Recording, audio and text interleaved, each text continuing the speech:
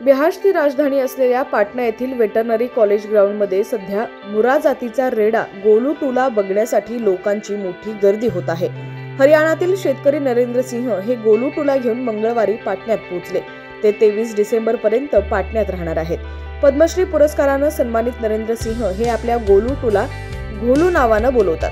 गोलू टूची किंमत अंदाजे 10 कोटी एवढी रुपये आहे। नरेंद्र सिंह सांगतात, 6 वर्षांचा गोलू टू हा त्यांच्या घरातील तिसऱ्या पिढीतील आहे। त्याचे आजोबा पहिली पिढी होते, त्यांचे नाव गोलू होतं। त्याचा बछडा BC 448 ला गोलू 1 म्हणू शकतात आणि आता हा गोलूचा नातू। एवढंच नाही तर गोलू टूचे सिमेंट विकून आपण दर वर्षाला जवळपास 25 लाख रुपये कमवतो असंही नरेंद्र सिंह सांगतात।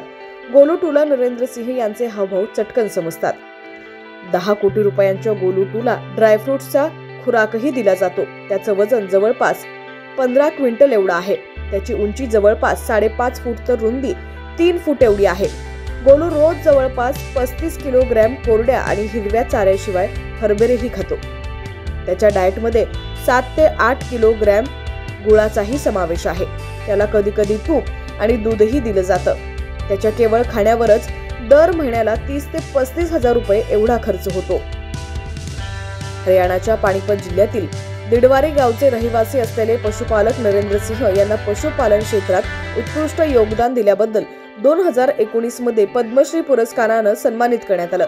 नरेंद्र सिंह यांनी सांगितल्यानुसार गोलू टू हा त्याचे वडील आणि आजोबांपेक्षाही उत्तम रेडा आहे।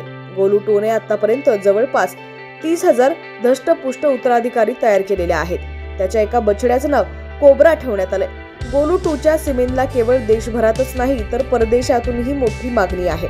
मात्र नरेंद्र सिंह हे कुठल्याही सप्लायरला देत नाही तर केवळ शेतकरी पशुपालकच यांना सिमेंट देतात।